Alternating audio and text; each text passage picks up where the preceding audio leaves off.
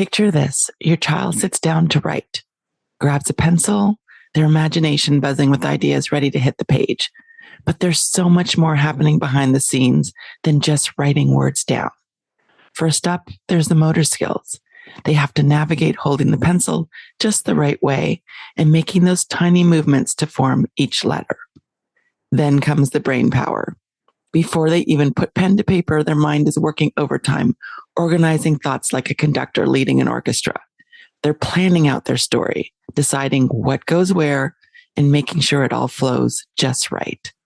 Then working memory swoops in, helping them hold all of those spelling rules, grammar tricks, and brilliant ideas they want to include. In the midst of it all, they must stay focused amidst the chaos of the world around them. And of course, we cannot overlook language skills. A child carefully chooses the right phrases to bring their story to life. And behind the scenes, executive functioning is working its magic, helping kids set goals, stay organized, and tackle any challenges that come their way. Writing really is a whirlwind of creativity, skill, and determination. So you can see why, for some children, it's a huge challenge. And my guest today will tell you what to do when you see that writing is a struggle. Hello, everyone, and welcome back to the podcast. As you heard from the intro, today we are talking about writing. My guest today is Shanna Trombetta. She's an educational therapist affiliated with the Association of Educational Therapists. She also serves on the International Dyslexia Association chapter of Los Angeles Board, and she's a Child Nexus member. Shanna specializes in supporting neurodiverse children addressing dyslexia and navigating language-based disabilities. She is unwavering in her dedication to creating inclusive and effective learning environments, and she's here with me today. Millions of kids struggle with learning, processing, and social emotional difficulties. These challenges interfere with their ability to reach their full potential. Dr. Karen Wilson is here to help. Her extensive background in pediatric neuropsychology and higher education have prepared her for this unique mission. Listen as she delivers content to inform, educate, and empower parents and educators. This will enable you to identify challenges that kids face and get them on the road to achieving their full potential. This is Diverse Thinking, Different Learning by Child Nexus. Hi, Shanna. How are you? Hi, good. How are you, Karen? I am doing just fine. I'm so glad to have you on the podcast today. I think we've been talking about doing this for a while, and I wanted so much to talk about writing, and I'm so glad that you have agreed to come on and have this discussion with me because it's something that comes up for so many learners. Agreed. I think that a lot of learners that come into our practice are having a struggle with writing, spelling, handwriting of some sort, and accompanied with reading struggles. So this is a really important conversation. It really is. I mean, we've talked a lot about reading, and we know that reading and writing go hand in hand, particularly when kids struggle with phonological processing. If you can't read the word, it's really hard to spell the word. But writing is so much more than just spelling and even handwriting. And kids are often come in to see you and they've got, a disorder of written expression diagnosis or a dysgraphia diagnosis. I'd love for you to talk about what it looks like when kids struggle with writing. I know it can present in different ways, but what do you see when kids are struggling with writing? What kinds of things are they struggling with? It's a great question. A lot of times when I have kids come into the office who are struggling with writing, they're really having a hard time a lot of times with getting their ideas out on paper, structuring their writing, spelling. That phonological awareness piece of the spelling and the orthographic mapping of words is another portion where they're really having a hard time. And those are some of the things. Handwriting is another big piece that I see. Knowing how to place the letters on the paper and then kind of retrieving that from their long-term memory, like the visual memory of what the letters look like, is something that I also see. And so there's spelling, there's handwriting, and it's so interesting because that often means that you are working, or the kids are working not only with an educational therapist like yourself, but they may also be working with an occupational therapist on the mechanics of writing at the same time. So it seems like it's so important for parents to know where things are breaking down in the writing process, whether that's Is it just handwriting? Is it handwriting and spelling, or handwriting's fine, but spelling is the issue that's getting in the way? And I think we talked about before we logged on that some kids don't want to write because they don't know how to spell the words, and they've got all these great ideas in their head, but they're like, I don't know how to spell that. So I'm just going to write one sentence of words that I know how to spell. Yeah, I really do see that a lot. And I think a lot of times when kids come into the office, they get stuck because they don't know how to spell a word, or they don't know how to structure a sentence, or they have all these ideas, but then when they go to write, they really start to focus on just those really fine-tuned mechanics, and they just don't write anything. And so one of the ways that we work with students is really trying to get them comfortable with getting their ideas out, whether that be through pen and paper, or whether that be using an assistive technology program like a text-to-speech program, or even your like a keyboard at times, just to really get those ideas out. Because as we want to make sure that they're able to get their thoughts out, because you can do writing in many different ways.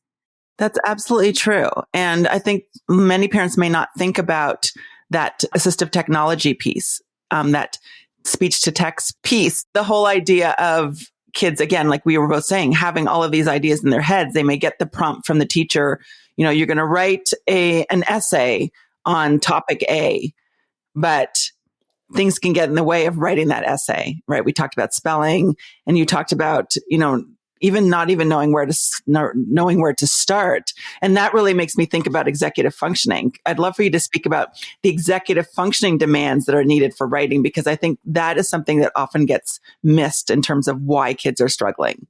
Yeah, that's a really good point. Executive function a lot of times really affects kids who are having a hard time with writing, because they're really having a hard time organizing their thoughts. And a lot of time that goes hand in hand with your verbal working memory, right? The things that are happening verbally, and then also your attention. So a lot of times those three, I feel like there's like three containers there. You have attention that's also impacted, and then you have executive function, and then a lot of times your verbal working memory, how you're able to hold on to what you want to say in order to write it down on paper. And so when those three are impacted, it makes it really hard for kids to write their thoughts on paper.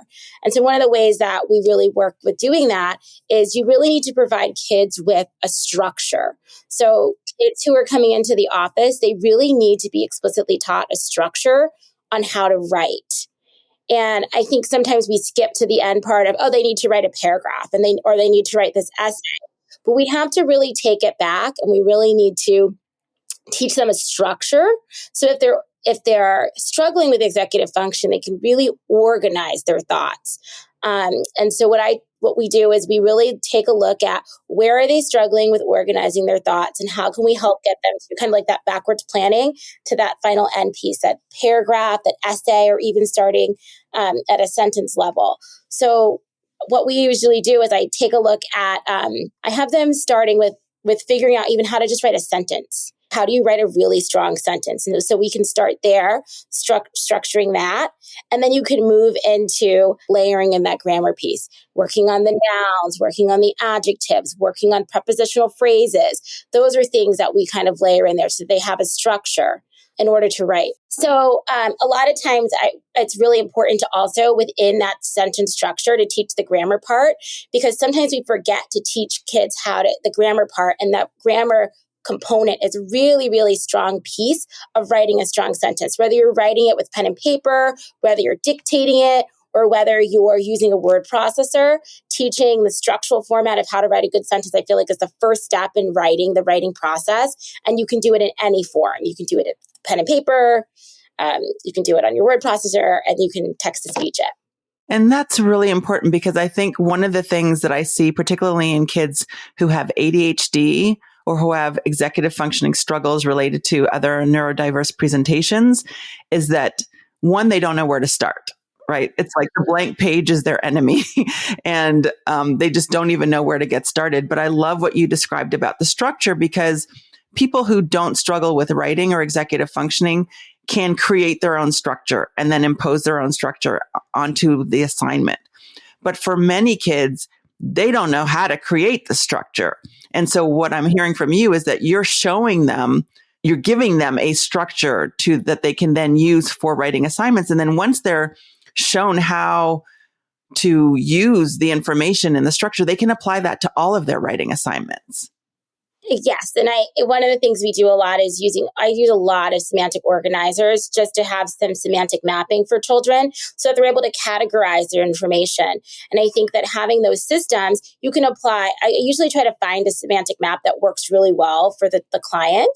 And because there's so many out there, but I usually try to find the one that works for the client because you can carry that over into other subject areas. So if I have a middle or a high schooler who is working on essay, they would use a semantic map to structure their ideas. But you can also use for their essay, but you can also use that semantic map to help them take notes in class or to help them kind of like figure out how to present a project, how to like categorize a project. So kind of I usually like try to use the same system across subject areas to help kids organize their writing so that they're not having to, especially if they're struggling with executive function, having to think about different organizers for every different subject area. If we can just stick to one that works really well, we can usually kind of like use it throughout their school day. Right. And it sounds like what you're really helping kids do is develop and use tools, right? You have tools that they can then use to see what works for them. And for people listening who may not know what a semantic map is, can you describe that? Because I think we often hear of graphic organizers and semantic maps, and listeners might not know what that looks like. Yes, so semantic mapping is really making sure that we ask learners to associate a term with a list of associations. So, for instance, if I have the example of a fox, you could do different attributes to the fox to kind of get the concept to be more visual. So you can give the attributes that the fox runs fast, is up at night, has different fur. You can just kind of like give the attributes, and then you can to kind of organize the things that need to be in your essay. That makes sense, because I think one of the things that students get in terms of feedback from teachers is that they haven't provided enough detail, right? It's like they've written that sentence, they've got to that sentence part of the structure, but they haven't elaborated on their ideas. They haven't been descriptive in what it is they're writing about. Yes. And I think that having them do a map or a semantic map or mapping any kind of organizer really helps them to structure the background knowledge that they have about a subject. And so when kids can bring background knowledge about a subject into their writing, it really can help them to get their ideas on paper. And I think that's also another important point, is that we're making sure that kids have some background knowledge about what we're asking them to write about.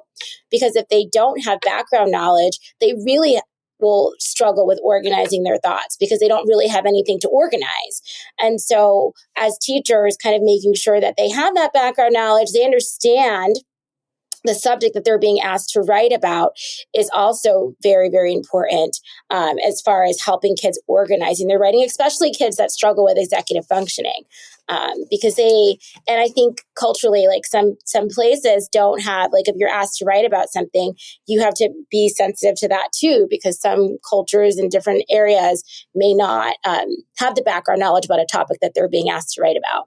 That is such a good point. An important one is like asking a child who's never been to the beach to write about an experience of the ocean, right? You just assume, like living in California, that everybody's been to the beach. And you have people in California who've never been to the beach, have never felt sand between their toes, right? Have never seen the waves and heard the sounds, all of those experiences. So that's such a good point about making sure that the learner has experiences with the subject matter. And if they don't, that we provide that experience for them or with them. And I'm thinking about, we have access to videos, YouTube videos, we have History Channel, Discovery Channel. There are a lot of ways to get that information or have students get access to that information.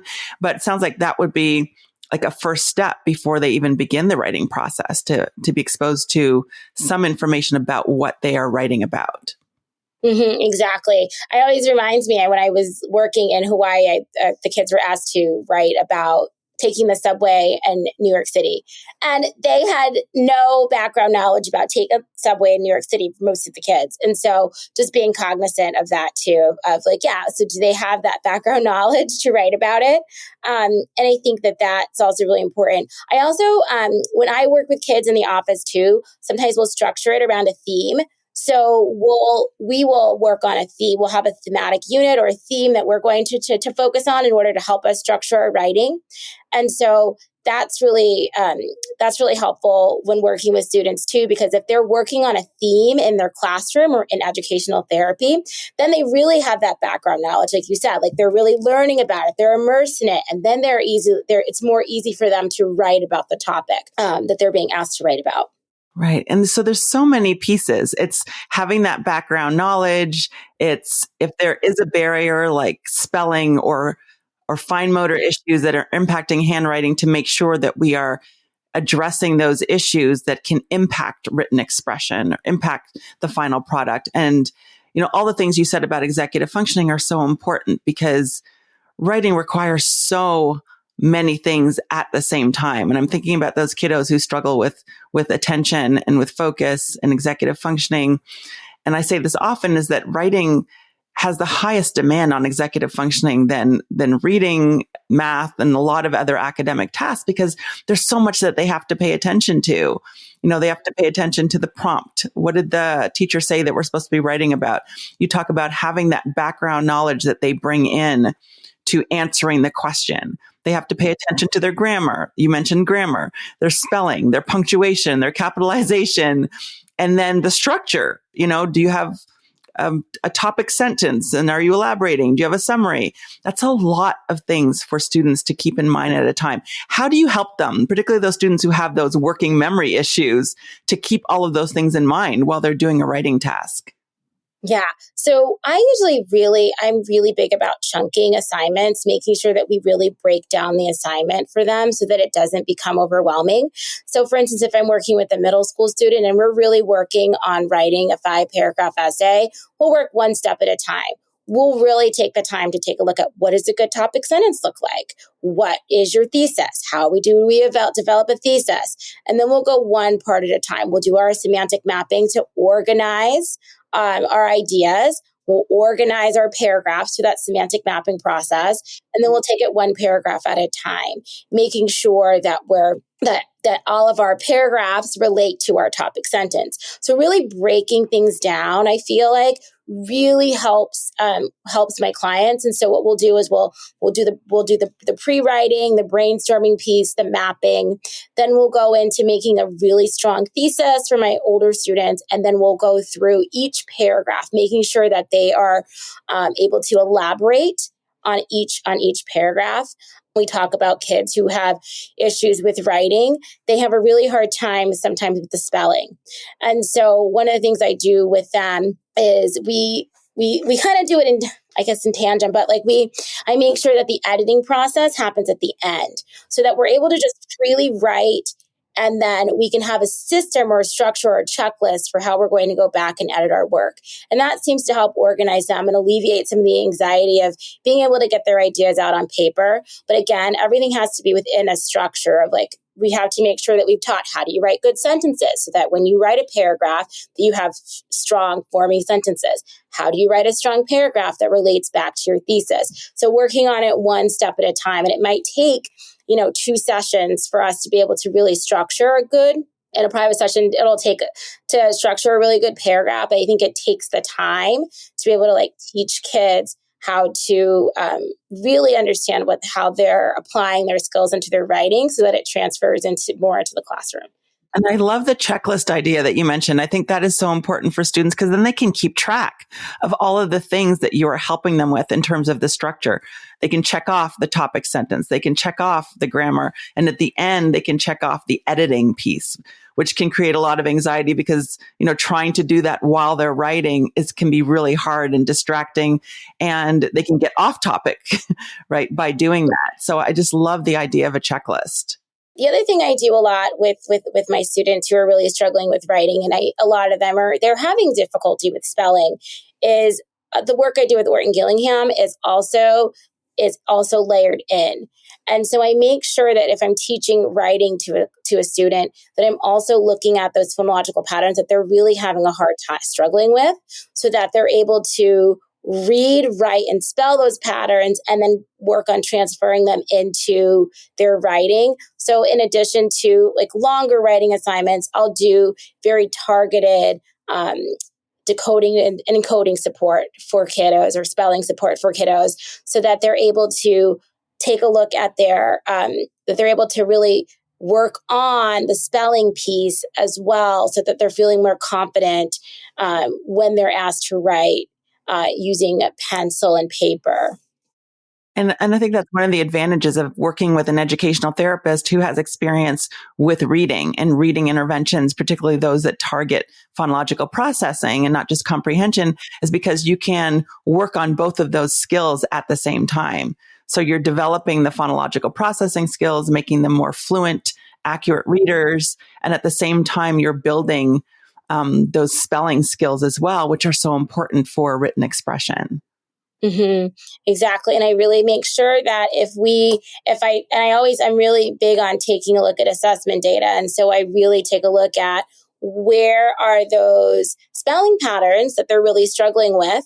How can we apply very targeted intervention work around those spelling patterns so that they're feeling successful with those, that they transfer into their writing? And so I really do progress monitoring with clients as well, to make sure that we're targeting those areas that they're having a hard time either spelling, and also making sure that we're reading things with them. Because I think sometimes when we see the spelling pattern in print, it encodes better into their brains as far as how they're going to retrieve it later when they're writing. So I do a lot of integrated work with Orton Gillingham as well when I'm working with students who are having dysgraphia or writing issues. Now, are there any technological tools or assistive devices that you encourage students to use, or you incorporate into your treatment, that can help students? Because for some students, that will also help, particularly those kiddos who have, again, like we talked about, all those ideas in their head, but they're slower to get it on paper. Yes. I really use a lot of I use some text to speech with clients. That means that they are able to dictate what they would like to write about or what they would like to say. And their dictation comes onto the screen. They can read it back to themselves. They can read it back to me. And then one of the things that we'll do is, a lot of times I'll print it for them. And then we can go back through and make sure that we're structuring the sentence correctly, make sure that we're editing it for spelling or punctuation and things. And I find that really helps alleviate children, because they're able to get their ideas out.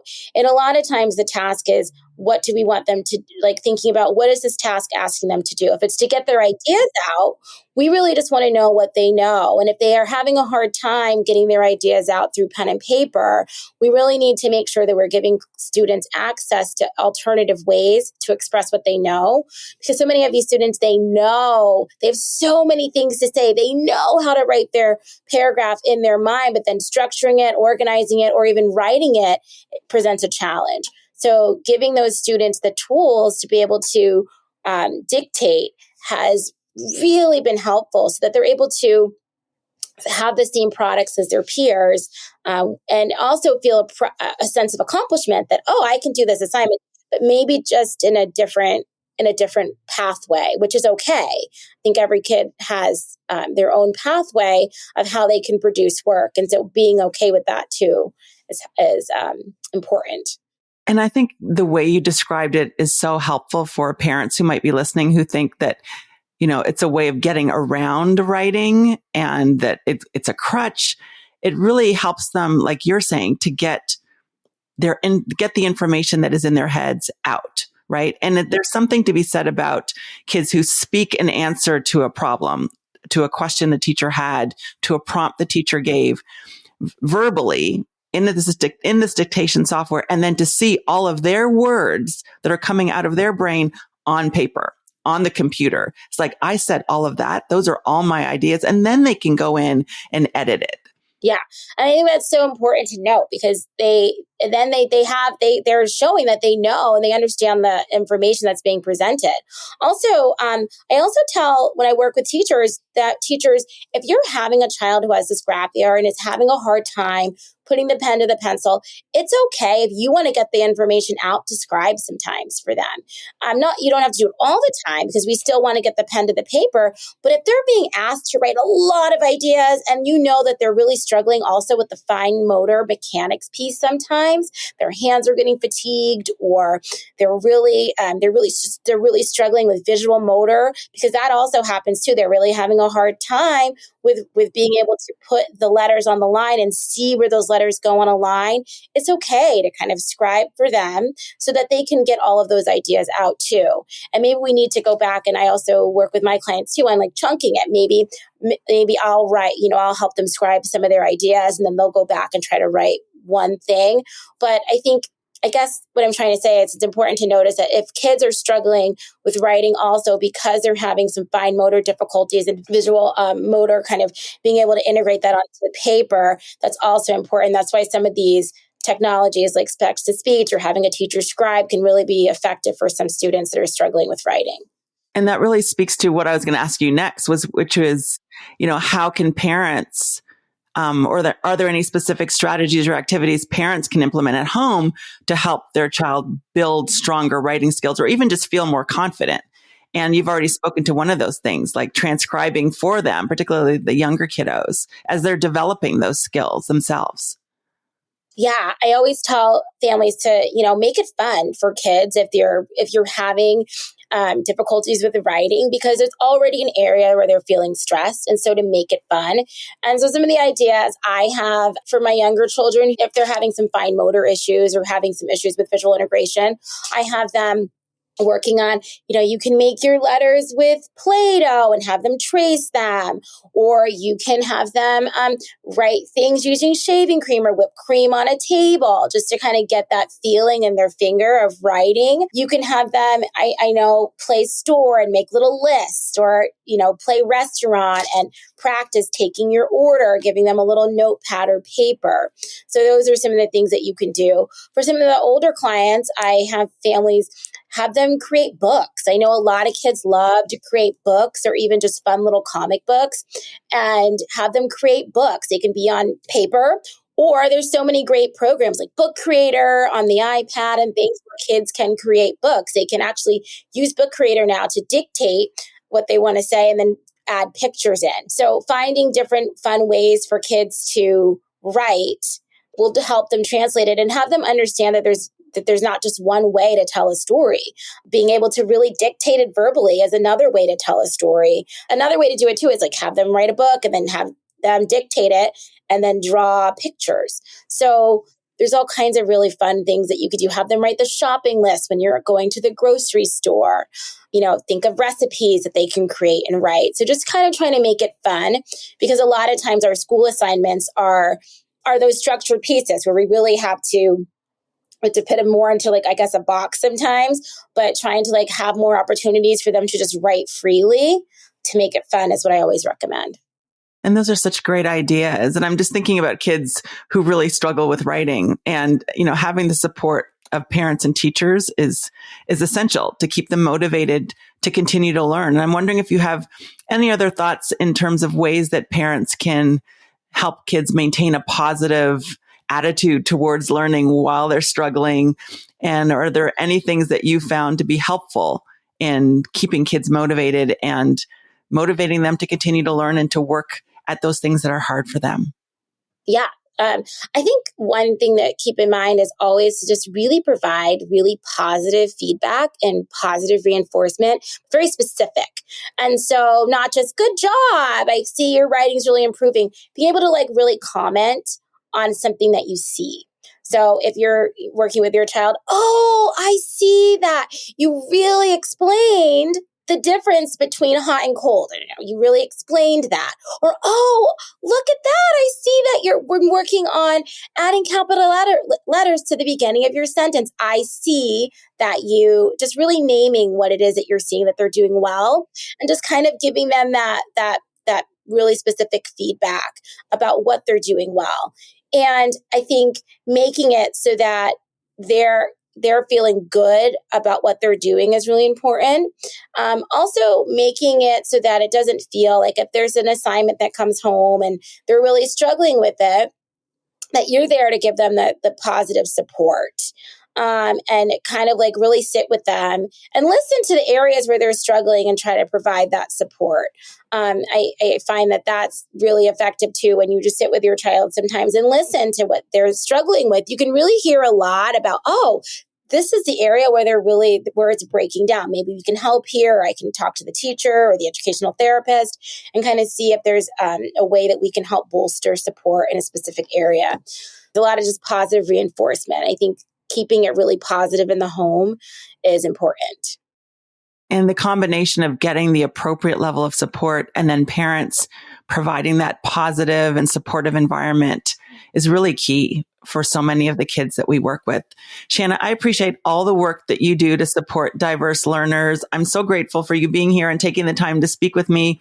If our listeners want to reach out to you to learn more about how to support their children, their students, their clients who are struggling with writing or reading or executive functioning, what is the best way for them to connect with you? Sure. The best way to connect with me is my website, which is trombettatherapy.com. I'm located in Santa Monica, so I have office space here in Santa Monica. So I work with a lot of clients on the west side of Los Angeles. Wonderful. And I'll be sure to put a link to your website in the show notes. Thank you again for being here. I appreciate you. Thank you for having me. Thank you so much for joining us today. I really appreciate you. Be sure to check out the show notes so you can learn more about Shanna. And if you need more support for supporting your neurodiverse learner, be sure to get on our email list so you will be the first to know about upcoming podcast episodes and other resources to support neurodiverse learners. Thanks again for listening, and I'll see you next time. Thanks for listening to Diverse Thinking, Different Learning by Child Nexus. For more resources, visit us online at childnexus.com.